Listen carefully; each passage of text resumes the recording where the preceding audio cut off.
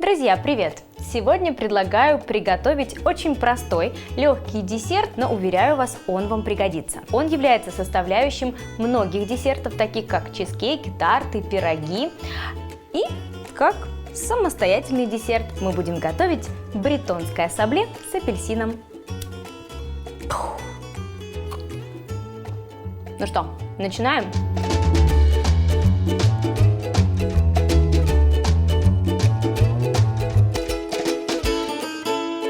Для приготовления бретонского сабле с апельсином нам понадобится 250 граммов муки, 160 граммов сливочного масла, обязательно размягченного, 150 граммов сахара, 80 граммов желтка, 6 граммов разрыхлителя, немного соли и цедра одного апельсина. Здесь все очень просто, важно соблюдать технологию и температурный режим. Размягченное сливочное масло, масло комнатной температуры для саблей и в принципе для тартов и практически для всего, что я готовлю, я использую масло жирностью не менее 82%. Отправляю размягченное сливочное масло в чашу комбайна.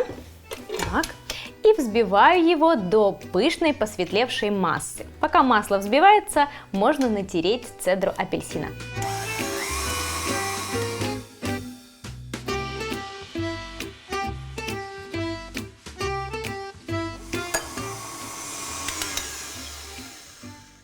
Масло у меня уже немножечко взбилось. Цедру апельсина я добыла. Когда натираете цедру цитрусовых, будьте внимательны, осторожны, не натирайте белую часть, только то, что вот здесь цветное, желтое, оранжевое. Для сабле можно использовать и ваниль, и корицу, с имбирем тоже очень вкусно, и цедру лимона, лайма, апельсина. Мне очень нравится сабле с апельсином. Сюда отправляем сахар и желток.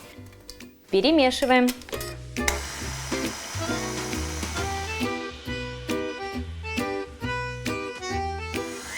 Долго вымешивать не нужно.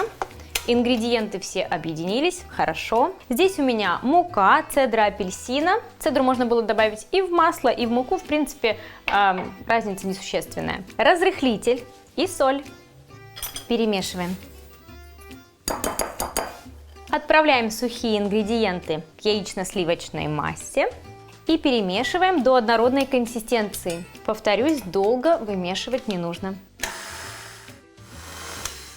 Как только вся мука увлажнилась, выключайте. Долго не вымешивайте, иначе сабле получится у вас не рассыпчатая, а резиновая.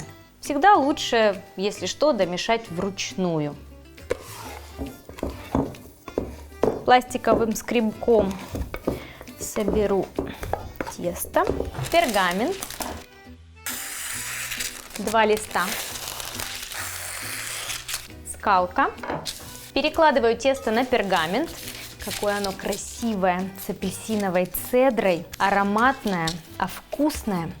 Кстати, еще очень классная идея – сабле с тимьяном. Свежий тимьян, листочки отправляете сюда же, очень вкусно. Второй пергамент накрываем и раскатываем сабле между 2 листами пергамента. В принципе, тут даже слово не раскатываем, а больше растягиваем, потому что сабле довольно-таки мягкое. И нужно просто вот так аккуратно подтягивать тесто. Толщина сабле у меня приблизительно будет 3-4 мм, а после выпекания сабле увеличивается практически вдвое. Вы уже самостоятельно определяете, какую толщину вам и для чего нужно.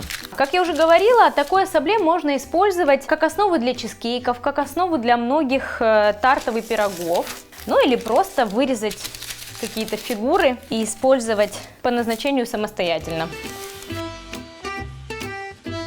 В идеале сабле нужно дать отлежаться в холодильнике, часиков так 10. То есть лучше сделать с вечера, а только утром выпекать. Так сабле получится прям вот такое тающее во рту, легкое, сыпучее. Прислушайтесь к таким рекомендациям. А если уж очень срочно нужно, то хотя бы час-полтора в холодильнике.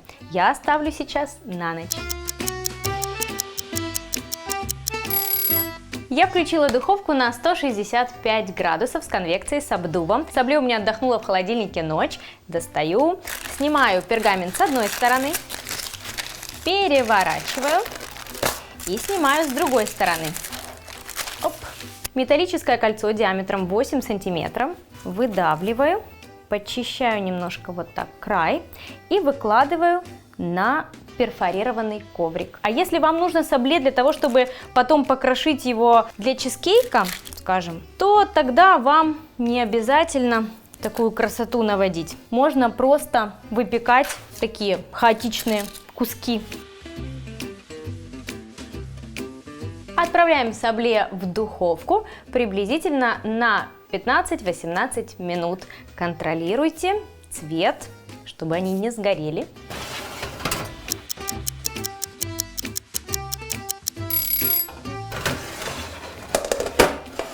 Я рекомендую вам не дожидаться, пока сабле полностью остынет, а снимать формы, пока сабле еще чуть теплая. Тогда снять их будет намного легче. Сабле у меня уже чуть-чуть остыло. Красивое печенье получилось. Даем сабле остыть, и вкусное рассыпчатое домашнее печенье бретонское сабле с апельсином готово. Вуаля! Друзья, уверена, сегодняшний урок был для вас полезен и интересен. Если вам понравился мой канал, подписывайтесь, комментируйте и давайте готовить вместе. А больше рецептов, как сладких, так и соленых, вы найдете на моем YouTube-канале, в моих книгах, на моих сайтах, у меня их один, на моем сайте и на моих мастер-классах. Подписывайтесь, комментируйте и давайте готовить вместе. До новых скорых встреч!